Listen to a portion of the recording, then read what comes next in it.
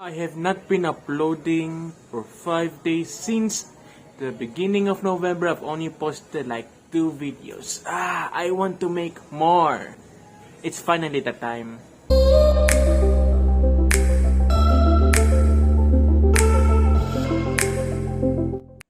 Okay, so it was raining since 11 in the morning. Several hours before 11 in the morning, it was sunny, it was cloudy, it wasn't raining. But it has been raining for almost 4 hours. I mean, just before 1 p.m. I heard some thunders. It usually doesn't thunder at 1 in the afternoon, especially during the hours before 1 p.m. It actually really thundered. To make today's vlogs more interesting, I'm gonna share something that will blow your mind. Since I was a kid, I used to like numbers. I used to like trying to figure out all the sequences of the numbers. And I especially love learning new things about something that will blow someone's mind. So today's video is... Wait, do I look good in the lighting? Better. So this vlog is about a kind of a magic trick, because this involves blowing someone's minds. I'm one of those people who can actually guess the day of the week of that date. For example, August 5, 1946 is a Monday. You see, in order for me to guess the day of the week of that date, requires a lot of thinking and some calculations. So, today's video is about that. Thank you, sis. Thank you. Actually, I have avoided sweets for 1 month. I'm just gonna put it aside. I'm not really gonna eat sweets until next day. Probably tomorrow I'm gonna start eating sweets because I imposed myself. But anyways, this is the app that I'll be using for my verification. Alright, let's begin. So we've got a random date. September 2, 2003. September 2, 2003.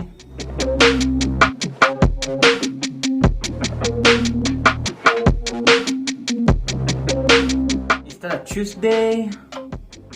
That's a Tuesday. We're gonna do it 2 more times. April 18, 1925.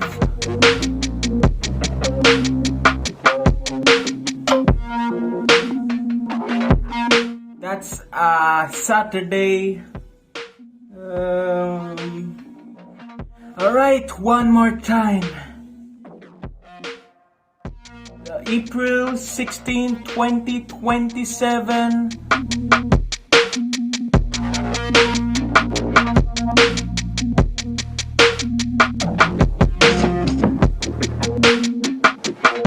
That's a Friday.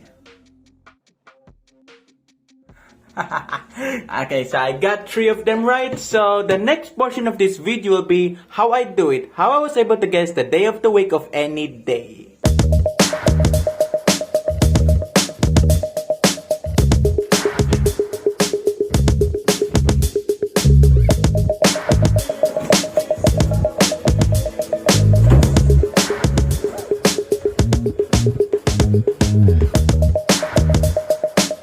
There's an algorithm that is designed for us to determine the day of the week of any date. The algorithm is called the Doomsday Rule. It provides a perpetual calendar because the Gregorian calendar repeats every 400 years. It involves 3 steps: the determination of the anchor day for the year, calculation of the anchor day for the year from the one for the century, and selection of the closest date out of those that always fall on the doomsday, and count of the number of days between that date and the date in question to arrive at the day of the week. So we have this formula. It contains the weekday in the chart, another chart that contains the doomsday months, and another chart that contains the doomsday centuries. Let's go ahead and pick a random date and let's begin. I'm just gonna explain to you the process of how this works. June 12, 1955. According to the anchor day of the century, belongs on the Wednesday. So we have to take 3, and then we have to take the last 2 digits of the year and divide 55 by 12. We get 4 and 7 as the remainder, so we'll keep those two numbers in the hand, and then determining the remainder of the answer and dividing it by 4 and taking the remainder out of that, determining the answer for that. We get 1 because 7 divided by 4 equals 1. And then we're gonna add 3, 4, 7, and 1 all together. We get 15. And then the next step is keep subtracting 15 by 7 until we get a number that is lower than 7. We get 1, and 1 belongs on a Monday according to the chart of the weekdays. And then what we're gonna do next is determine the closest doomsday from June 12.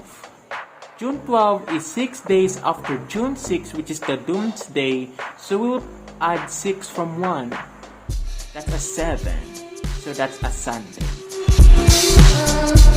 So we'll pick another date that's a little bit more complicated. Calculating the date, which is a leap year, January 5, 2020.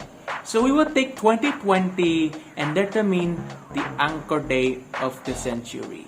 We will get 2, and then take 20 divided by 12, so we get 1 and 8, and then divide 8, 4, we get 2.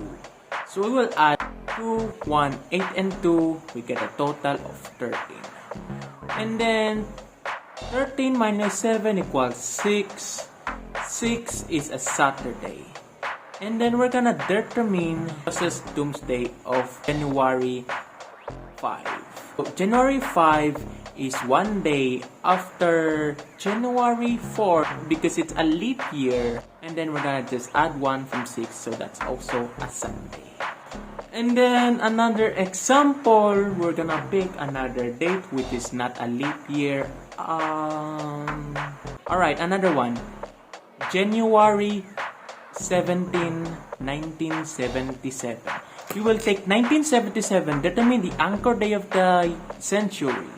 3, take 77, divided by 12, we got 6 as the answer and 5 as the remainder, so keep that in the hand. So we get 3 plus 6 plus 5, and we got 1 because we divide 5 by 4, that makes it up the answer 1. We will all add them together. 3 by 6 by 5 by 1, we have 15. We keep subtracting 15 by 7 until we get the result. We got 1.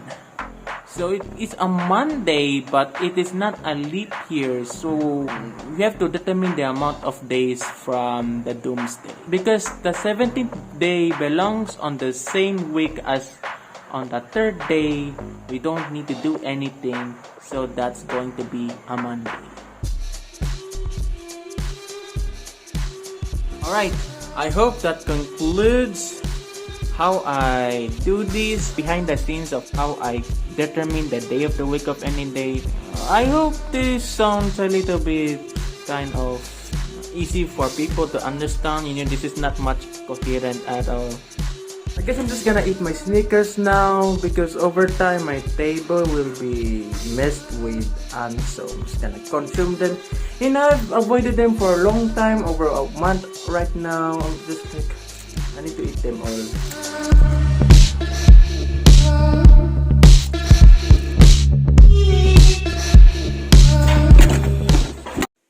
Before I head to bed, I'm gonna do this one more time, see if I can still get the correct answer.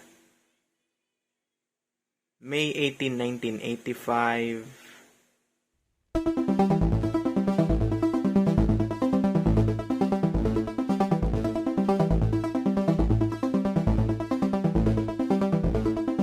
Is it a Saturday?